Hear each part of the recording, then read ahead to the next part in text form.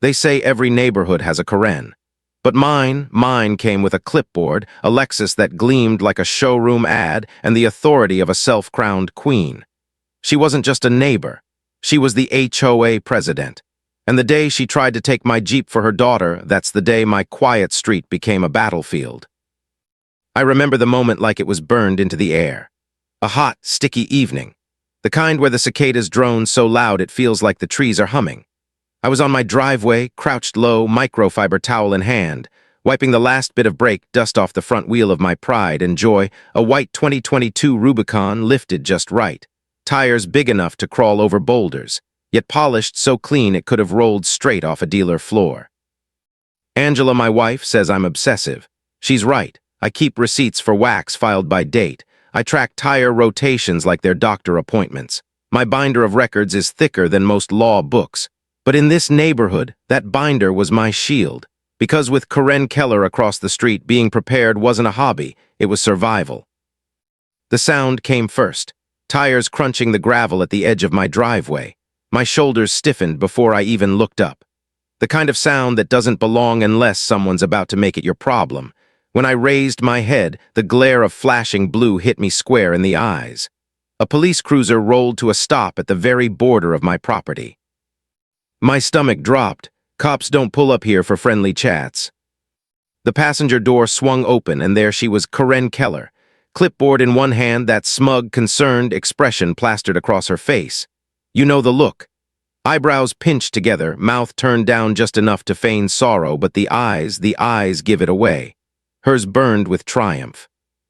She didn't even glance at me before lifting her manicured finger, pointing at my Jeep like it was a stray dog. And just like that, the officer stepped out.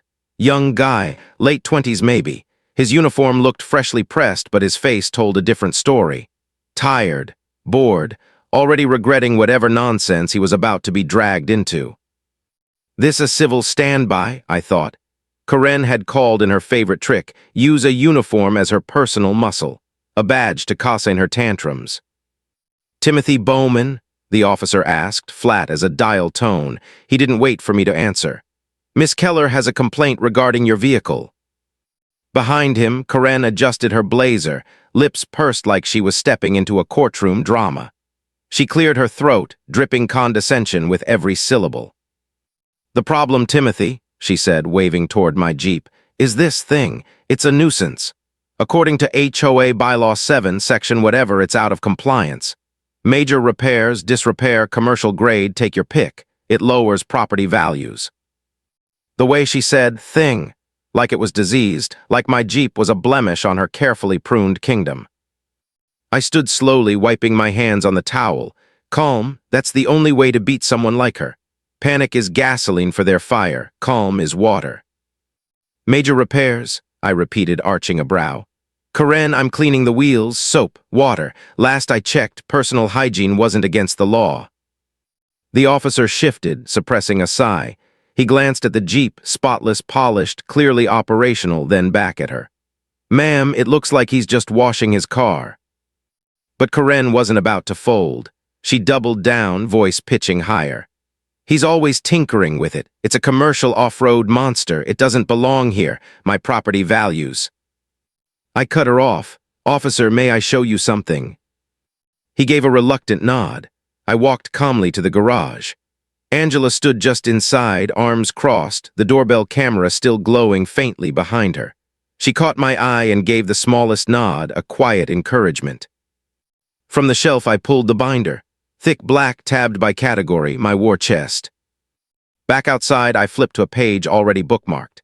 Here's city ordinance, I said evenly.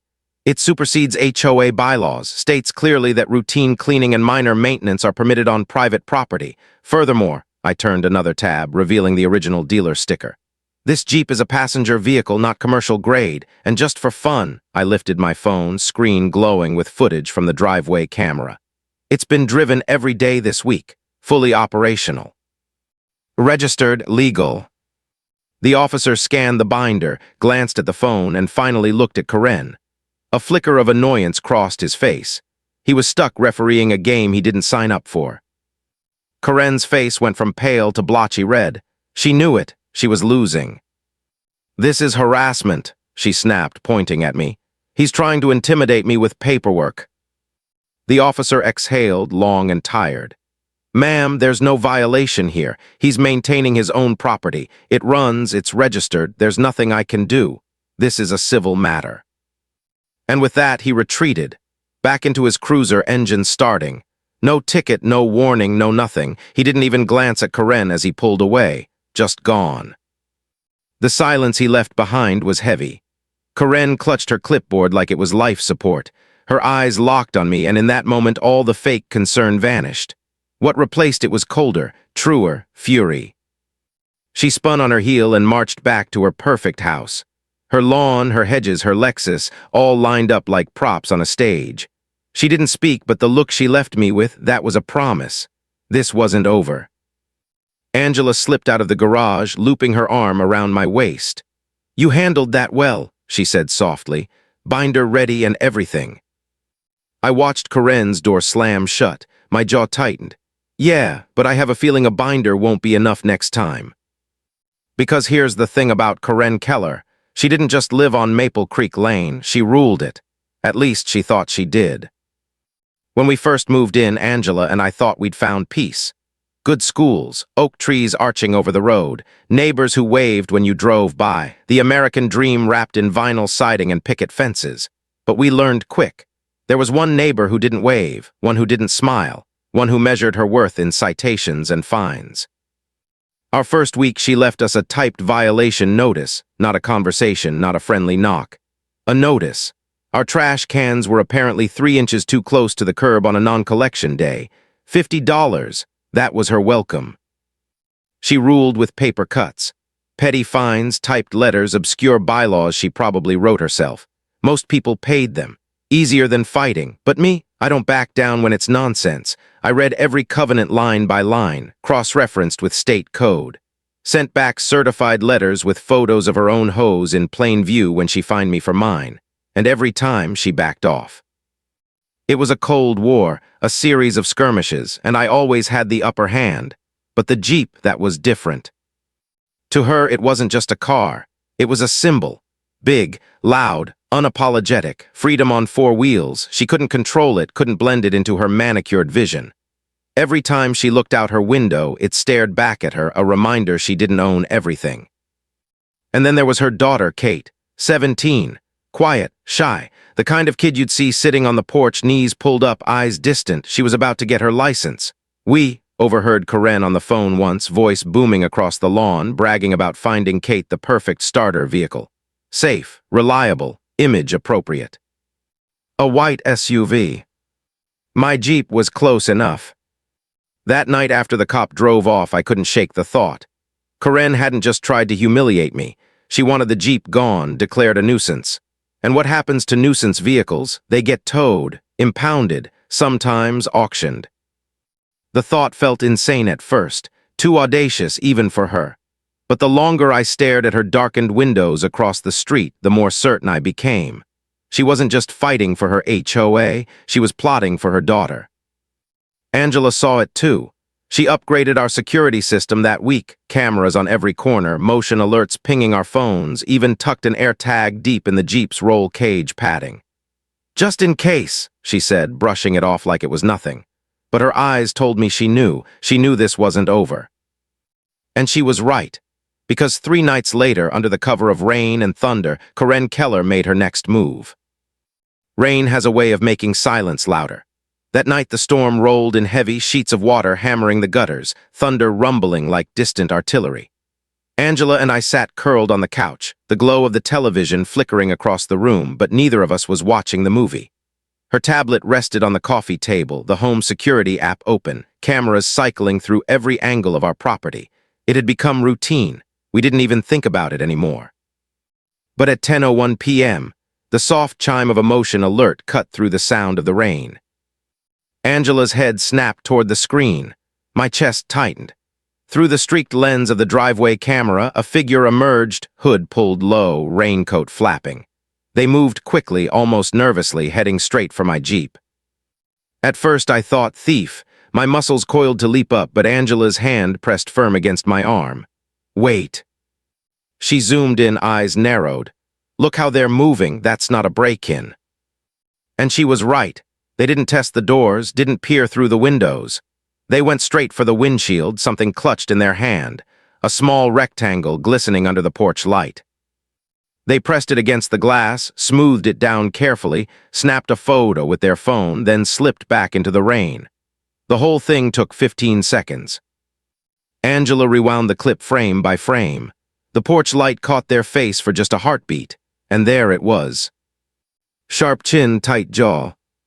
Karen Keller. She had crept onto my property in the middle of a storm to tag my Jeep like a stolen shopping cart. I leaned closer to the screen, squinting at the sticker she'd left. The bold letters bled through the rain. Final notice, abandoned vehicle. My blood ran cold. That's not real, I muttered. I've seen the city tags, fonts wrong, seals fake, that's her. Angela's face hardened. She printed it herself, and that picture she just took. She's building a paper trail. She wants evidence that she posted a notice. The absurdity of it almost made me laugh. Almost. But the more I thought about it, the more the audacity burned. She was manufacturing her own reality, fabricating proof, so she could claim authority she didn't have. I stared at the orange notice through the rain-slick camera feed. She's going to tow it. She's actually going to try to tow it. Angela's eyes flicked to her laptop. She won't go through the city. She'll go through Sal, Gerald's brother-in-law, express towing. Of course, the HOA's cozy contract. Aggressive, fast, no questions asked. My first instinct was to run out there, rip the notice off, storm across the street and shove it in her face. But I stopped myself.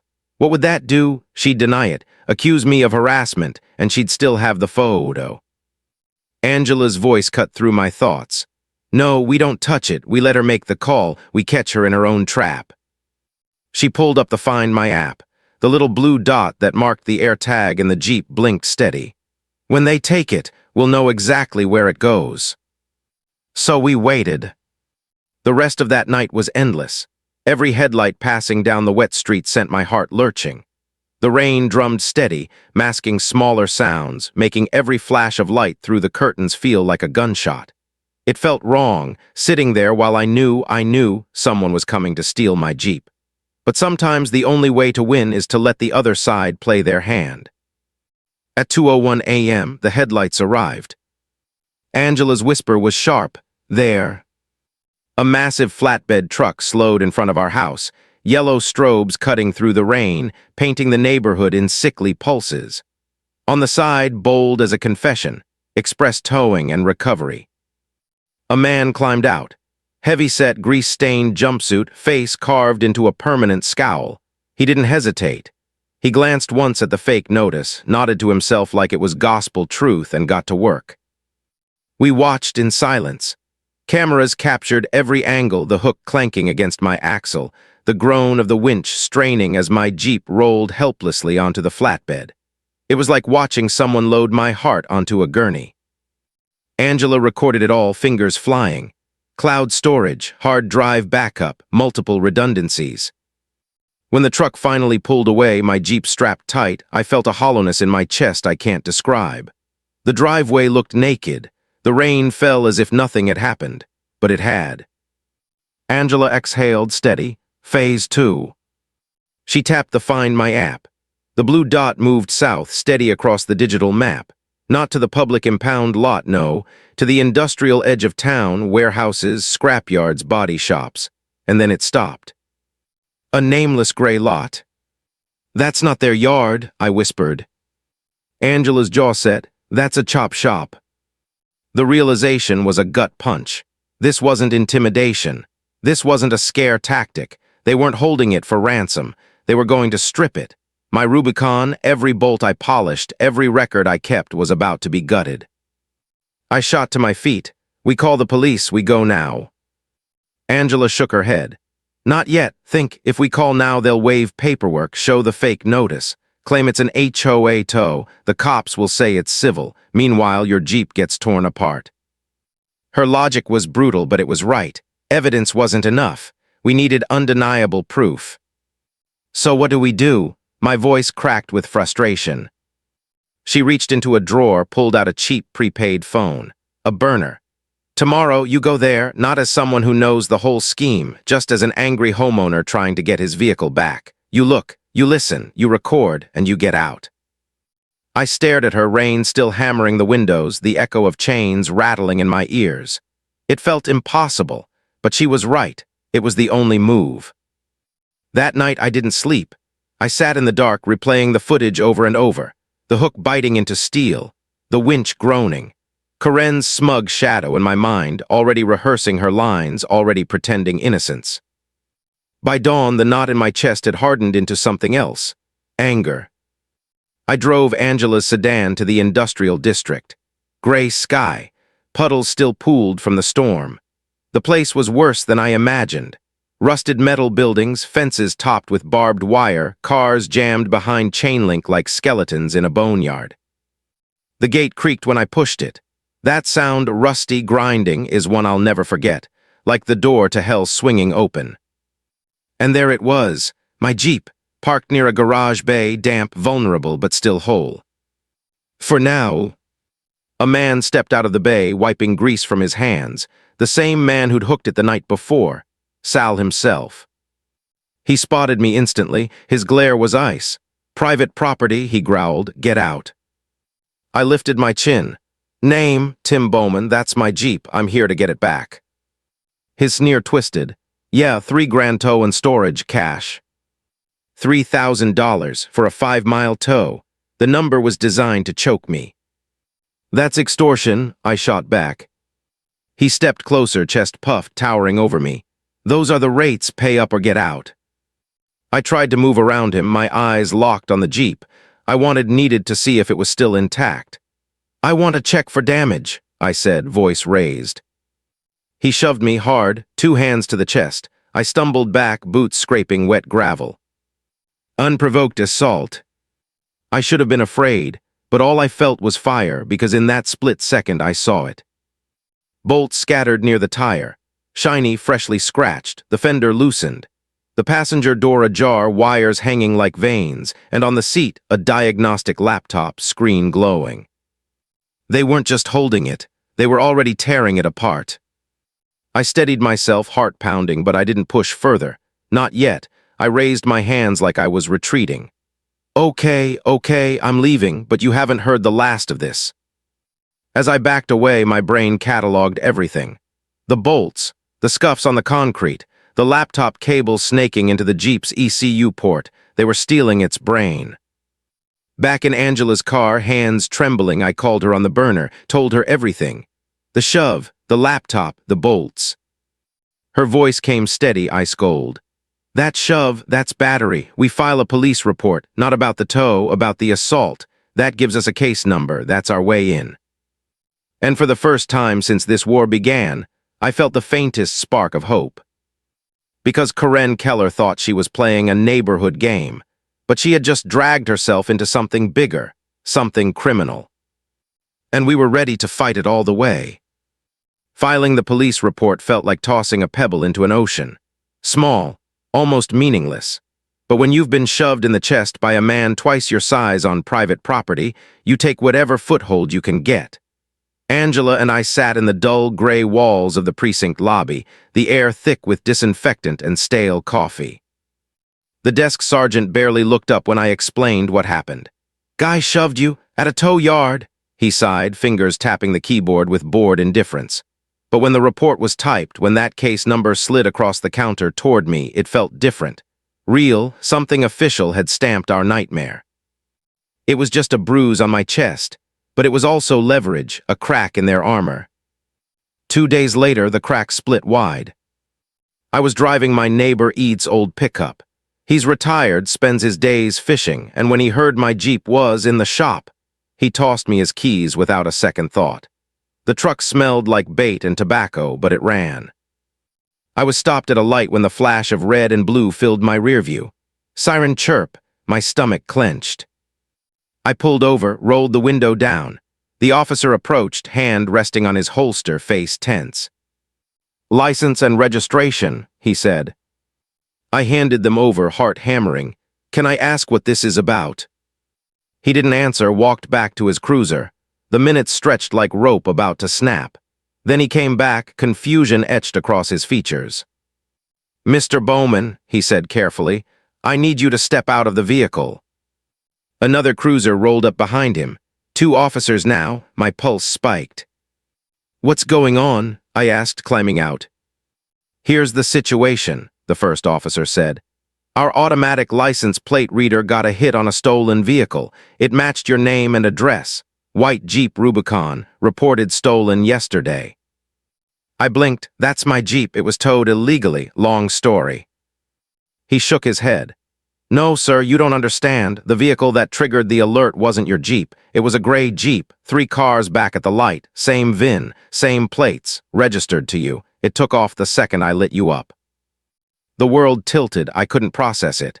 "Wait, you're saying someone's driving around in a different Jeep, but with my VIN?" The officer nodded grimly. "Looks that way. It's called VIN cloning, federal offense, organized crime stuff." The words hit like ice water. Organized crime. My Jeep wasn't just being stripped. It was being replicated. Its identity stolen, stamped onto another vehicle, sold as clean, and I was at the center of it. They weren't just bullies with a tow truck. They were professionals, a machine, and Karen, petty clipboard Karen, had handed them my keys. I drove away in Eats' rattling pickup, mind spinning. Every pothole rattled the thought deeper. We were in way over our heads. That night, Angela and I spread everything out on the dining table, every scrap of evidence. The video of Karen planting the fake tag, the midnight tow footage, the shove at the yard. Now the police report from the traffic stop, confirming another Jeep on the road wearing my VIN like a stolen skin. Angela's eyes burned with focus. "We need the smoking gun, something that ties them together, not just circumstantial, not just stories, physical proof." She tapped the still frame of the fake orange notice. This is where we hit them. She printed it. That's our link." I frowned. "How do you prove where a piece of paper came from?" Angela's lips curved into the kind of smile she wore when she was about to unravel something impossible. "Printers leave fingerprints, microscopic dots, toner imperfections. Every machine has a signature." She pulled the fake notice from the binder. I had preserved it in a plastic sleeve, naturally. "You kept this, right?" she asked, though she already knew the answer. She scanned it at the highest resolution, then fed old HOA violation notices into her software, one after another. For 3 hours, the program whirred, comparing microscopic patterns invisible to the human eye. I paced the room, restless. My hands wouldn't stop trembling. It wasn't just fear anymore. It was rage. Rage that my Jeep was being butchered in some warehouse.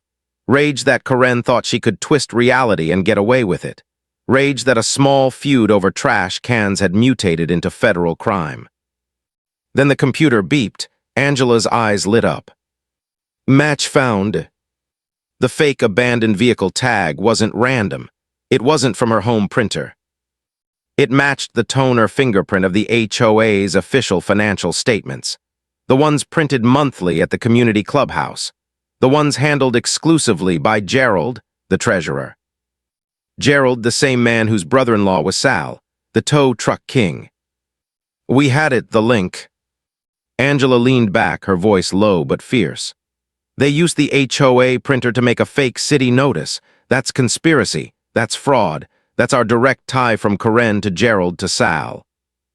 I stared at the screen. The rage inside me twisted into something else. Determination. Karen thought she'd won, that she'd buried me under fake notices and intimidation. But she had just left her fingerprints all over a crime scene. And for the first time, I realized this wasn't just about getting my Jeep back. This was about tearing down the entire rotten house of cards. But I also knew one thing. If we were going to take them down, we couldn't do it alone. And the next step would bring us face to face with law enforcement, and eventually the state attorney. The night the printer analysis hit, I couldn't sleep. Not because I was afraid anymore, but because for the first time we had them, not just hunches or speculation. Proof, the kind that leaves fingerprints. Angela sat across the dining table, her laptop glowing in the dark. The scanned image of the fake abandoned vehicle tag sat side by side with the HOA's monthly financial statements. Identical microscopic toner dots.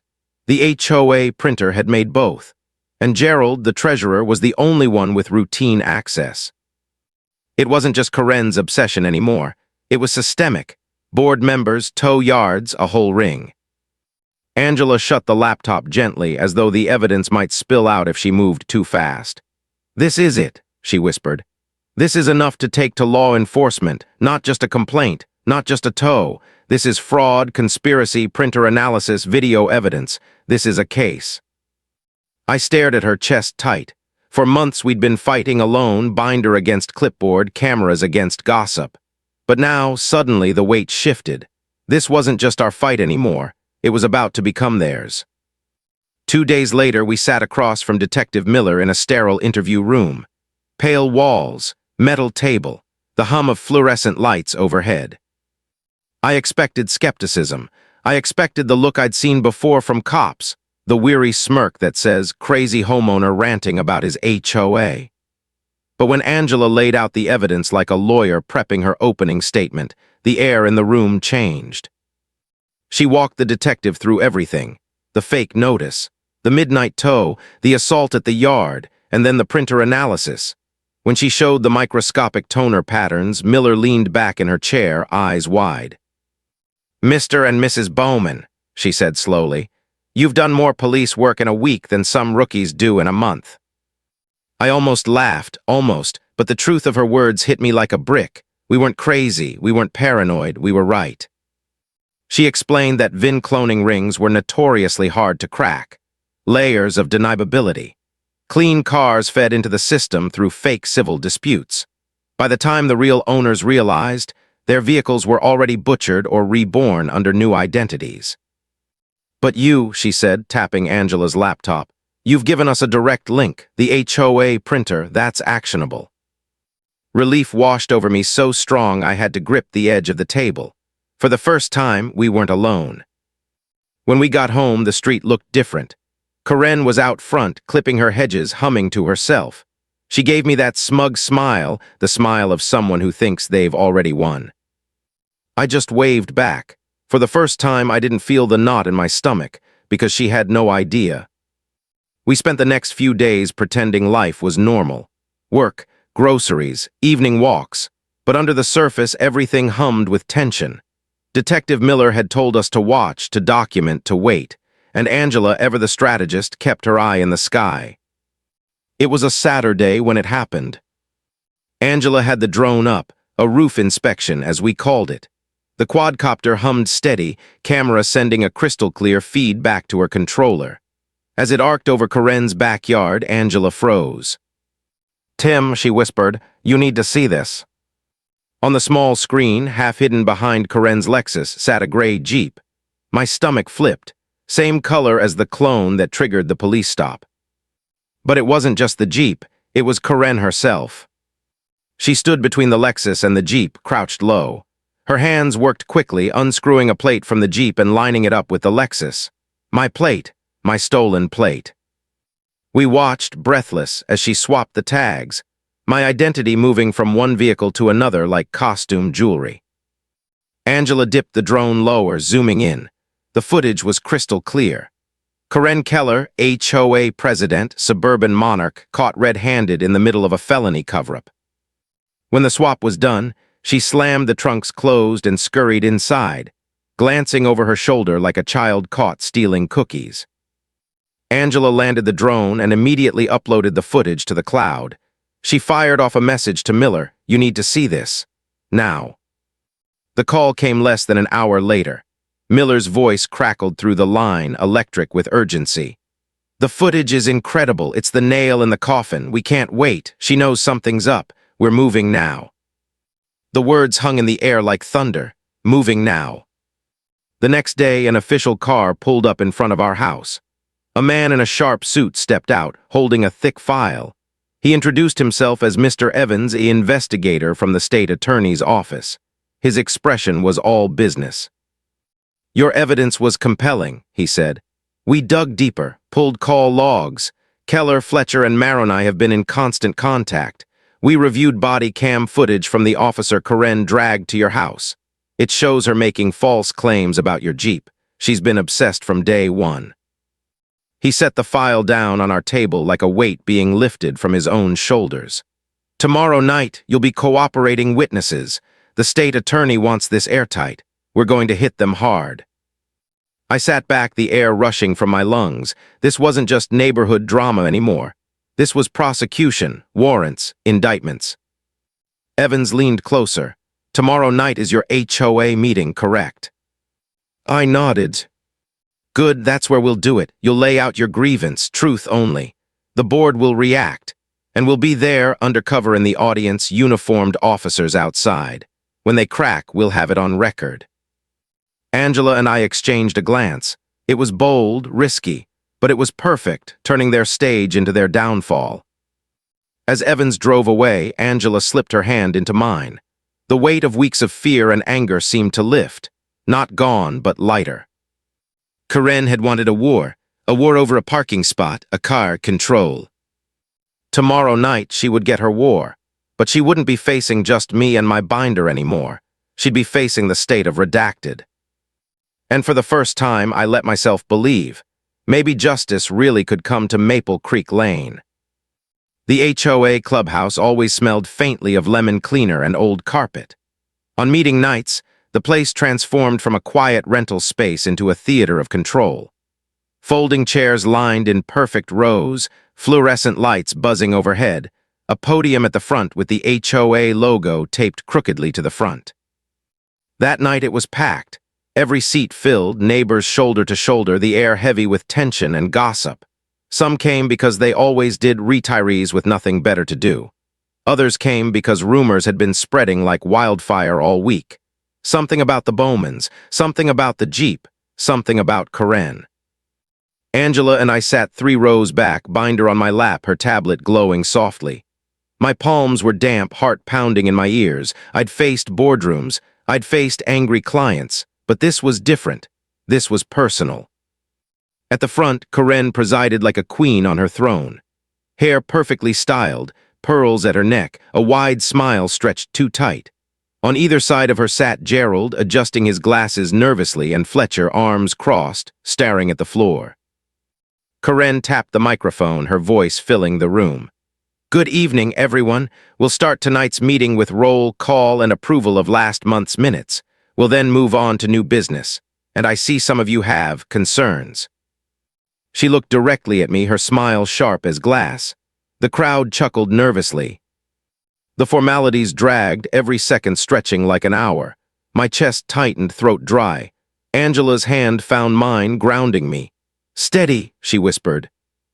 Finally, Karen's voice rang out. Next, resident concerns. Mr. Bowman, you've requested the floor. Please keep it brief. Her tone was dripping with condescension, like she was indulging a child. I stood slowly, binder heavy in my hands. My knees felt weak, but my voice was steady. Thank you, Madam President. I won't waste anyone's time. I'm here tonight because my Jeep was illegally declared abandoned, illegally towed, and nearly dismantled in a chop shop. And the people responsible are sitting at that table. Gasps rippled through the room. Karen laughed, a sharp, brittle sound. Mr. Bowman, this is not the place for personal attacks. If you have a problem with your vehicle, that's a matter between you and the tow company. I opened the binder, flipping to the plastic sleeve. You mean this? I held the fake abandoned vehicle notice high, orange paper catching the fluorescent light. Murmurs filled the room. This notice was found on my Jeep the night it was taken. It claims to be from the city, but it is. It was printed on the HOA's own printer, and we can prove it. Angela tapped her tablet, the projector flickering to life. Images filled the wall, microscopic toner dots, side-by-side comparisons. She spoke clearly, every syllable measured. This is printer forensics. Every printer leaves a unique microscopic pattern. This notice was created on the same machine that prints the HOA's monthly financial reports. Gerald's machine. All eyes turned to Gerald. His face drained of color, his lips parted, but no words came. Karen's chair scraped loudly as she shot to her feet. This is outrageous. Lies, you're manipulating images to smear the board. But Angela didn't flinch. She tapped again and the screen changed. Drone footage now. Karen in her driveway crouched between her Lexus and the gray Jeep, unscrewing plates, swapping them. The room erupted. Gasps, whispers. Someone in the back muttered, "Oh my God." Karen froze, her face twisted, caught between fury and fear. That's not me. That's doctored, deepfake nonsense. Do you really believe they own a drone?" Angela's voice cut through the chaos, calm and precise. "We do, and the footage is time-stamped, geotagged, and backed up in multiple locations." The whispers grew louder. Neighbors leaned toward each other, eyes wide. I flipped to another page in the binder, photos of bolts scattered at the tow yard, the diagnostic laptop wired into my Jeep's ECU. And here, what Express Towing was doing to my Jeep when I found it. They weren't storing it. They were stripping it. And when I confronted Sal, he assaulted me. There's a police report to prove it. The crowd turned into a storm. Shouts, accusations, disbelief. Some neighbors rose to their feet, demanding answers. Others sat stunned, clutching the edges of their chairs. Karen slammed the gavel against the table, her voice shrill. "Enough! This is slander. None of this is admissible. These people are trying to destroy our community." And that's when a man in the back row stood. Calm, measured, suit crisp, badge flashing briefly at his belt. "Actually," he said, voice carrying easily over the noise, "this is admissible, and this meeting is being recorded as evidence." The room went dead silent. Two more men stood near the exit, officers, quiet, watching. Karen's eyes widened. "What is this?" The man at the back stepped forward, his tone flat, authoritative. "State Attorney's Office. We've been monitoring this investigation, and we've seen enough." Karen's composure cracked. Her voice turned desperate, almost feral. "You don't understand. I was protecting the neighborhood. He's a menace, that Jeep." "Sit down, Mrs. Keller." She didn't. She clutched the podium, knuckles white. "You can't do this to me. I'm the president. I make the rules here." And then it happened. Gerald spoke. His voice was quiet, shaking. "Karen, it's over." Every head snapped toward him. He looked small, glasses slipping down his nose, hands trembling. "They showed me the footage. I can't cover anymore. It was all her idea. She pushed me, said it was just to teach him a lesson. I didn't know it would go this far." Karen's head whipped toward him, eyes blazing. "You coward." But it was too late. The officers moved in, calm, efficient. They didn't handcuff her yet, not in front of the neighbors, but they stood on either side, firm and undeniable. The neighbors erupted again, but this time with anger directed at her. Years of pent-up resentment spilling out. Someone shouted, "I paid fines because of you." Another voice, "You ruined my yard sale with your stupid rules." Angela's hand gripped mine. I could feel her pulse racing, but her eyes were steady. This was what we'd been fighting for, this moment. The curtain torn down, the truth laid bare. Karen's face twisted, every ounce of her polished composure gone. She spat words like venom.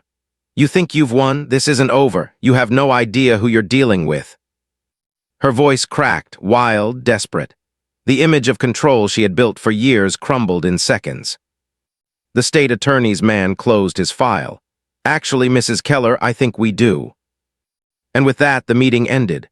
Not with votes or minutes or motions, but with chaos, betrayal, and the quiet certainty that justice was finally in motion. As we walked out into the night, the cool air hit my face like freedom. For the first time in months, the knot in my chest loosened. But deep down, I knew she was right about one thing. This wasn't over. Because people like Karen don't go down quietly. And the fight that began with a Jeep was about to expose something even darker. The HOA meeting didn't end. It detonated. The echoes of shouting still rang in my ears long after we walked out of the clubhouse. Neighbors clustered in the parking lot, voices overlapping in angry waves. Some people cursed Karen's name outright. Others whispered in shock, trying to reconcile years of her polished authority with the image of her caught on camera swapping plates like a petty thief. Angela squeezed my hand as we made our way through the crowd. The air was cold, damp with the threat of more rain. It smelled like wet asphalt and cigarette smoke from a man arguing loudly near the curb. Everyone seemed to have a story now. "She fined me over a bird bath," one woman muttered. "Made me pay $100 because my son left a basketball hoop up overnight." It hit me then Karen hadn't just waged war on us. She'd been terrorizing the whole street, one violation at a time. But when we got home, reality settled in. The house was quiet, too quiet. The adrenaline that had carried me through the meeting drained all at once, leaving only exhaustion and a creeping unease. "We won the crowd. We brought the state attorney's people to her doorstep." But Karen's last words clung to me like smoke. "You think you've won? This isn't over." That night I lay in bed staring at the ceiling. The house creaked with familiar sounds, the hum of the fridge, the tick of the baseboard heater. But every noise felt sharper, more sinister. I kept replaying her face in my mind. The way she gripped the podium, her voice breaking, the kind of fury that doesn't fade quietly. At 2 in the morning, the driveway camera pinged. Angela and I sat up instantly, hearts in our throats. It wasn't Karen, not this time. Just a stray cat slipping across the hood of Ede's old pickup. But the false alarm didn't calm me. It made me realize how on edge I really was. The next morning, the neighborhood looked different. Groups of neighbors huddled on lawns, whispering. Some waved when they saw us, hesitant but supportive. For the first time, people weren't afraid to stand on the other side of Karen's line. Karen's house, though, her blinds stayed closed. Her Lexus sat in the driveway, still wearing my stolen plate, but she didn't come out, not once. Angela busied herself with work, but I could tell she was watching too, every movement across the street, every flicker of a curtain. She kept her tablet closed, security feeds running like background noise. By noon, Detective Miller called. Her voice was sharp, clipped. "We've pulled more threads. Sal's towing company has connections to 3 other impounded vehicles reported cloned. Gerald's financial records show unaccounted deposits consistent with kickbacks. We're close, Tim, very close." Close, the word should have comforted me. Instead, it made me more anxious, because close wasn't done. Close meant Karen still had room to move. And she did. That evening, as Angela was making tea, a knock rattled the front door. Not the polite kind. The heavy, deliberate pounding that makes your spine tighten. I opened it to find Karen on the porch. No pearls, no blazer, just sweatpants, hair unkempt, eyes wild. She looked smaller somehow, but more dangerous for it. "You think you're smart," she hissed, voice low enough only I could hear. "You think you've ruined me, but you don't understand. I have people who protect me, people you don't want to cross." I stared at her, every muscle tense. "Karen, it's over. Walk away while you can." Her laugh was hollow, sharp. "Walk away? You don't get it. You just painted a target on your back. You think the state attorney will save you. They don't know how deep this goes." Angela appeared behind me, phone in hand, camera already recording. "You're trespassing," she said coldly. "Leave." Karen's eyes flicked to Angela, then back to me. She smirked, a twisted shadow of her old smugness. "Tick-tock, Bowman, tick-tock." Then she turned and walked back across the street, shoulders squared like she hadn't just been caught unraveling. Angela closed the door, locking it twice. Her hands shook slightly as she set the phone down. "She's desperate," she whispered. "That makes her dangerous." We doubled down, cameras checked. Alarms set, every motion alert became a spike of adrenaline. The next day, Miller called again. "We're issuing warrants soon, but until then, stay sharp. Don't engage her. If she comes near you again, call it in immediately." It was supposed to be reassuring, but the days that followed were a blur of tension. Karen didn't come back to the door, but her presence lingered. Lights flicked on and off at odd hours. Once, Angela swore she saw a car idling near the end of the street, headlights off, just sitting there. Sleep came in fragments. My dreams were full of chains dragging across asphalt, the groan of a winch pulling metal into darkness. Every creak of the house had me reaching for the phone. But then came the breaking point. It was late Friday night. Angela and I were in the kitchen, the hum of the dishwasher filling the silence. Suddenly, a crash shattered the stillness, glass exploding in the living room. We ran in to find the front window smashed, shards glittering on the carpet. A brick lay on the floor, wrapped in a plastic bag. Inside the bag, a single sheet of paper.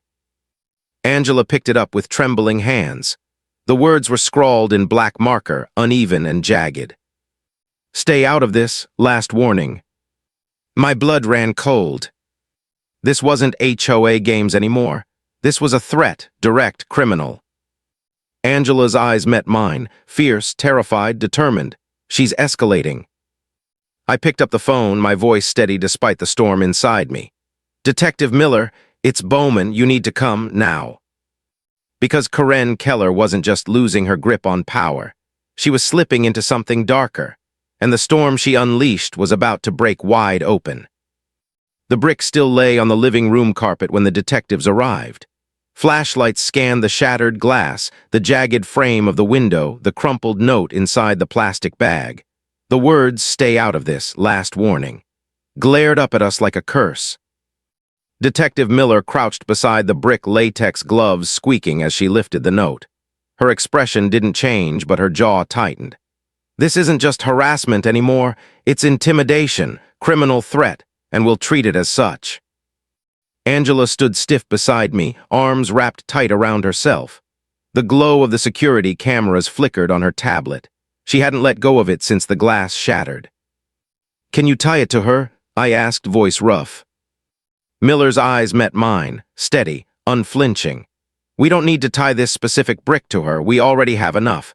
Between the printer forensics, the drone footage, and Sal's yard, the DA is moving forward. But this," she lifted the note, "this seals her intent, she won't talk her way out of this." Relief should have washed over me, but instead all I felt was exhaustion, because Karen wasn't done. She promised it wasn't over, and she delivered. 2 days later, the warrants dropped. The morning was gray, heavy with the kind of silence that feels staged.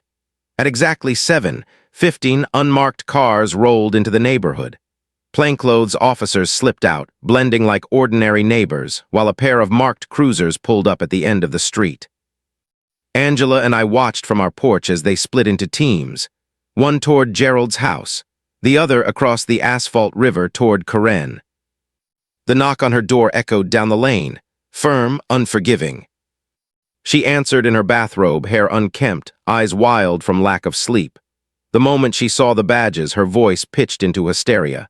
"This is harassment. You can't do this. I'm the president. I demand." Her words cut off as the warrant unfolded in front of her. She snatched it, crumpled it in her fist, and screamed, "This is illegal." Neighbors spilled onto their lawns, phones raised. For years, they'd been on the receiving end of her authority. Now they watched it collapse in real time. At Gerald's house, things were quieter. He opened the door pale, trembling, already defeated. He didn't fight, didn't scream, just lowered his head as the detectives entered, his wife wringing her hands behind him. By noon, news trucks were parked at the entrance of Maple Creek Lane. Reporters shouted questions.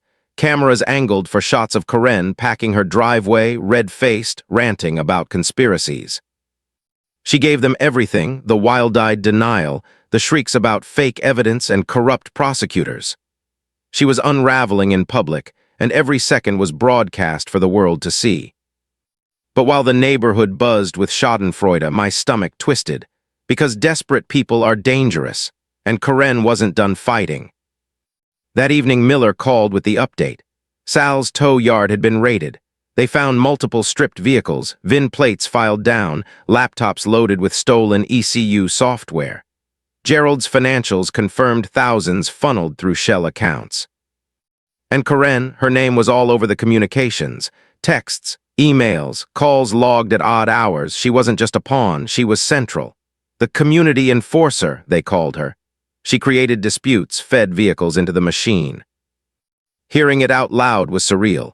My neighbor, the woman who fined me for trash cans, the woman who lectured about lawn care, she wasn't just petty, she was part of a criminal ring. Angela sat across from me at the table, her hands trembling as she scrolled through the report Miller had shared. "She used the HOA as cover," she whispered. "The whole time, every fine, every violation, it wasn't about order. It was about leverage, control, feeding the machine." I felt sick. That night the neighborhood was restless. Lights flicked on and off as people whispered on porches. Kids were called inside early. The air felt electric charged. But Karen's house stayed dark. No Lexus in the driveway, no porch light. She was gone. The next morning, she was still gone. By evening, the whispers had grown louder. Someone claimed they saw her at a gas station off the interstate, screaming into her phone. Another said she'd been spotted near the tow yard, trying to get past the tape. The uncertainty was worse than her presence. Where was she? What was she planning? Angela barely slept. She kept her tablet by the bed, security feeds running, the glow painting her face pale. Every motion alert had us jolting awake. Every passing car made my chest tighten. On the third night, the silence broke. It was past midnight when the front yard floodlight clicked on. Motion alert. Angela grabbed the tablet before I even heard the chime. On the screen, Karen. Standing in our yard. Alone. Rain plastering her hair to her face, eyes wild, mouth twisted in something between a smile and a snarl. She stared straight into the camera, lips moving, though no sound carried through the glass. Angela muted the feed, then replayed it, reading her lips. This isn't over. Then she turned slowly and walked back across the street into the dark. Angela's voice trembled. She's unraveling. But I knew better. She wasn't unraveling. She was planning, waiting for the right moment to strike one last time. Because Karen Keller was too proud to fade quietly. And as the storm clouds rolled in over Maple Creek Lane, I knew the real confrontation was coming. The night Karen stood in my yard mouthing the words, "This isn't over," was the longest of my life. Even after she disappeared back into the shadows, sleep never came. Angela and I sat at the kitchen table, mugs of coffee growing cold, the security feeds glowing between us like lifelines. Every creak of the house, every gust of wind outside felt like a warning. By dawn, the storm had arrived. Rain hammered the street, wind rattled the gutters.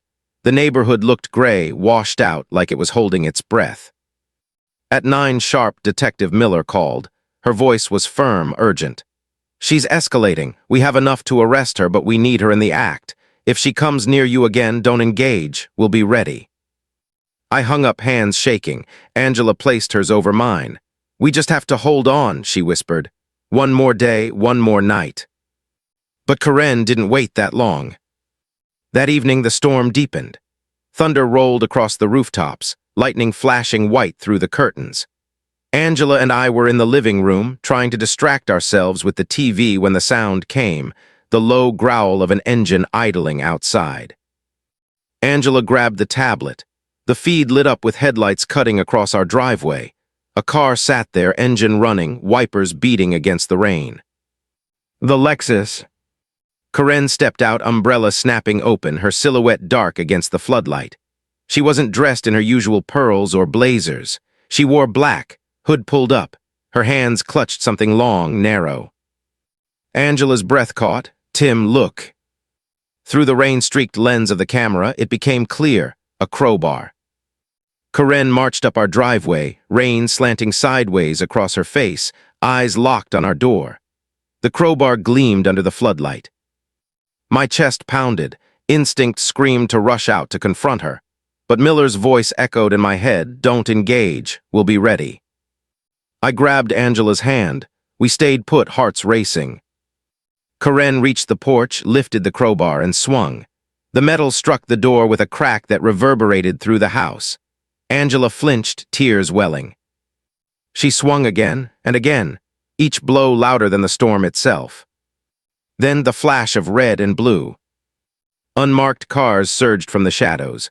Officers in raincoats sprinted up the walk, shouting commands. "Police, drop the weapon." Karen froze, crowbar raised. For a second I thought she might swing at them, but then her shoulders sagged. The crowbar clattered to the porch. Hands pulled her back, cuffs snapping around her wrists. She screamed over the rain, voice hoarse, desperate. "I was protecting us, protecting the neighborhood. You don't understand." But the storm drowned her out. Angela buried her face against my chest as the scene unfolded. I held her close, relief crashing over me like a wave. From the window, I watched as they led Karen to the cruiser. Her eyes caught mine through the glass. Wild, defiant, even in defeat, she mouthed the words again. This isn't over. But this time, I knew it was. The weeks that followed were a blur. Gerald struck a plea deal, testifying against Sal and the others. Sal was charged with conspiracy, VIN cloning, and organized theft. Karen faced counts of fraud, criminal threat, and aiding organized crime. The Lexus disappeared from her driveway. For sale signs popped up on lawns as people finally felt safe leaving the neighborhood. At the next HOA meeting, there was no gavel, no smug smiles. Just tired neighbors trying to rebuild something that had been broken for years. Angela and I sat in the back row, binder on my lap out of habit. But this time it wasn't armor. It was history, a reminder of how far we'd come. When the meeting adjourned, a neighbor I barely knew came up to me.